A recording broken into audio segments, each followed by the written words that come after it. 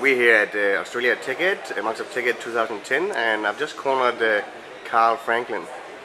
Hey Carl, thank you very much for coming to TechEd in Australia. It's my pleasure. It's a wonderful country. Thank you very much. It's not normal for us to get you guys down here. It's pretty of a phenomenon what you guys have been doing and what you've been working on the last couple of years. And I don't think you can be a .NET developer without actually seeing and knowing Carl Franklin and Richard Campbell. So what do you think about Australia TechEd in comparison to the other places you've been? What I see when I look around here is a lot of very focused people, very knowledge thirsty, very into what they do, obviously loving their work. And so in that sense, I don't see any difference between TechEd US and TechEd Australia. The size is a little bit different, but that's to be expected. I noticed that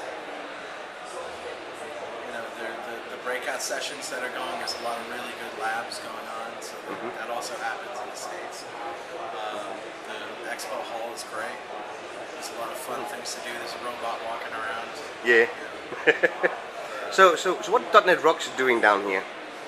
Well, we're here. We have this little fishbowl here, this little plexiglass room, where we're doing interviews with people, speakers, interesting people that we find along the way, and we may pick up a few short vignettes to plug into the 600th show.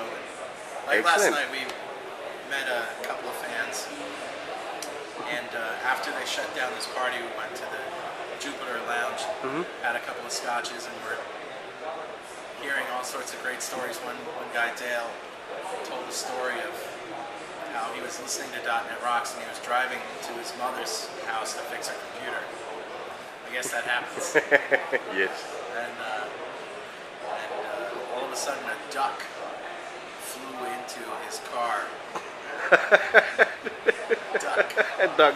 I guess it hit a truck going the other direction and then bounced and went right for his windshield. Oh my God. Yeah. So listening to .NET Rocks, you get hit by a duck. That's lessons learned, isn't it? You just can't make that up. You can't, no. So, in all honesty, considering all the music you do and all the travel you do and so on, how do you find time, for all the work that goes behind .NET Rocks? Well, the secret of .NET Rocks lies in the staff of WAP Studios. Brandon Wen, Lawrence Ryan, Mark Frucht, Karen Bryant, Jay Franklin, my brother. These guys all work on the shows. I did the first 50 myself when there was no funding. And once we got to a certain point with advertising revenue, it was clear to me that I wanted to reach out into the local community and find some musicians who were computer savvy that I could train to do the editing.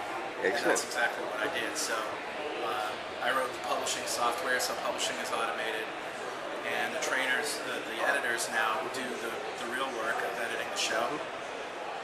And so essentially my focus is on getting the best interview that I can. Excellent. And that frees me up a lot of time to pursue other interests. Excellent. Yeah. Well, that's work and life balance. It's very important these days. Yeah. So you mentioned episode .NET Rocks 600. 600. My God, that's in October. Any idea what we can expect to see from version 6 or episode 600? I don't know. Our 100 shows have varied in quality and in content. Show number 100 was the most fun for us. We had a whole bunch of people up into the studio, and we had some people remotely, and we played some old vignettes, and then we had some some fun. And we sort of did that for show 500 too. Show 300, I interviewed Richard. I can't remember what 200 was. Maybe he interviewed me. And 400 was the wash. We were busy in conference season. We found ourselves in a bar in Montreal at a conference and just winged it, and it was horrible. No, so we apologize profusely for show 400.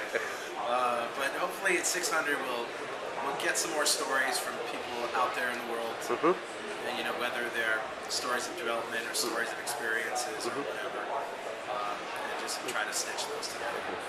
Well, you guys obviously very much hooked into the communities pretty much internationally these days. It's not just the US or Europe or Australia. Right. It's everywhere. Yeah.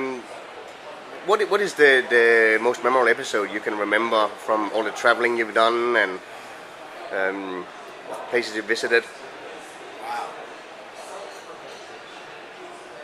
Yeah. Wow, that's a really good question.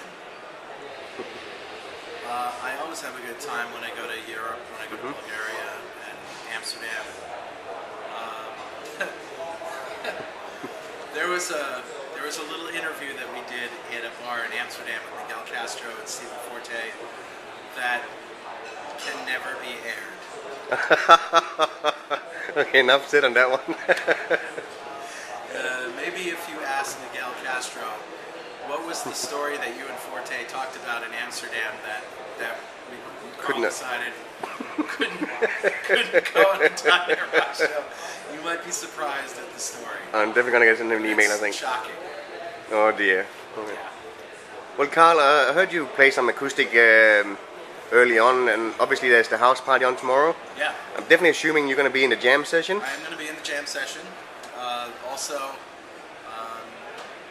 playing during lunch up on the stage here. Just diddling around a little bit, playing a few tunes. Excellent. Yeah. Well, thank you very much, Carl, and it's a pleasure to have talked to you and met you in person finally. Yeah. I think I probably have all, oh my God, 500 and whatever we have now episodes. 87. 87. Yesterday. Oh my God. So thank you very much for coming down here, and thank you very much for the interview. Thanks, Brian. Thank you.